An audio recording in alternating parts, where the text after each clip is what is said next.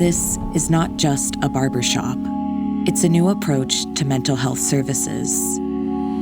It's one of dozens of barbershops across 40 cities that's training barbers as mental health professionals in Black communities. You know, barbershops have always been seen as a way to get information out. And it's been done like that since the 60s, during the civil rights era when they organized in barbershops. In the Black community and with males, period, we keep a lot of stuff bottled in.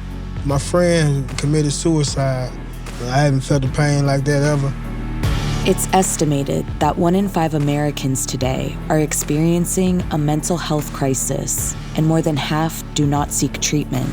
Some of the barriers of why, people and Black people particularly are not seeking out treatment is because of the stigma and shame in mental health. By using barbers in our communities, we can change that conversation. If this idea works, could America's 100,000 barbers be a game changer in the fight for mental health? And things like this, just being able to vent it off my chest, that might be what get me through. This is Stand Together Presents. Stories, ideas, and advice from changemakers tackling our biggest challenges.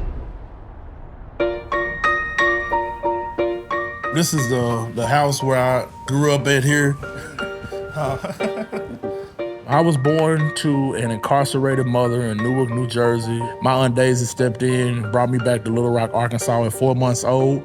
Back here is the beauty shop. Everybody here got done back here. She had a beauty salon built on the back of the house. I just remember, hair was really a big part of who we was growing up. Man, how you doing? Good to see you, man. Always. One of the only guys there at the beauty shop was Mr. Sylvester. He was someone who helped guide me in life. I saw something special in him that, I just wouldn't let go. I tried to encourage Lorenzo to pursue it. Lorenzo had an idea.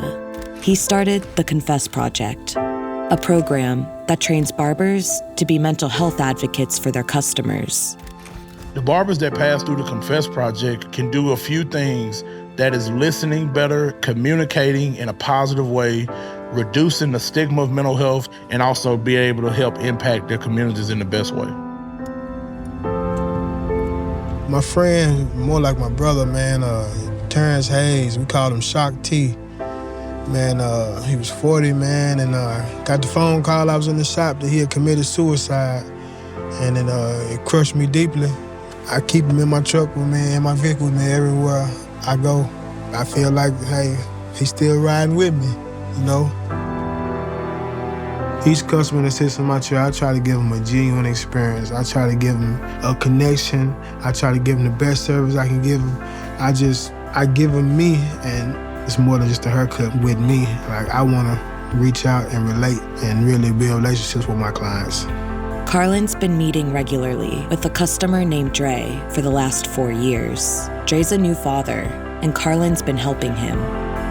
It's been times where I've been in a rough patch and I go in the chair and I'm telling Carlin, like, yeah, man, I'm just trying to weather the storm right now, Most people will visit their therapist maybe once or twice a month, but getting a haircut or a grooming service, really can change someone's life because they're going through different changes weekly. Us as men, we kind of try to bottle it up inside, you know what I'm saying, and may not want to speak on it. We always think we gotta handle stuff by ourselves too. It's always good to have somebody or reach out to somebody, talk to somebody. Every haircut, I definitely try to take something that I could apply to my life. Carlin, he's definitely gave me some tips on how to become a better father. I could tell it's just a genuine friendship that we built. I'll catch you later. All right. Appreciate it. Yeah, no problem, bro. In the earlier days, it was a very hard pull to get barbers engaged in our work because talking about mental health is a very uncomfortable topic. Today, we have made such a ripple effect. Barbers all over the country are wanting to work with us and become a part of our ecosystem. The Confess Project has expanded to 46 cities and trained over 1,300 barbers. But that's only the beginning. They are expanding training to other professions to reach even more underserved communities. With 40 million people that are needing desperate help with their mental health, the model that we've put in place can really be translated to social workers, teachers, and coaches. These frontline leaders can also help many of these Americans that may not be able to get the adequate and accessible mental health care that they need. I think sometimes just knowing somebody cares for you goes a long way. We got more power than what we think, I do believe, if we can project positive vibes upon people, and they can take that out into the community.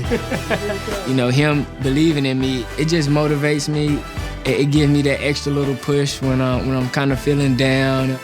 When a person's mental health is prioritized, it allows them to become the best version of themselves, to have stronger relationships within their family, their children, their loved ones, and I believe that's truly what we need in our communities today.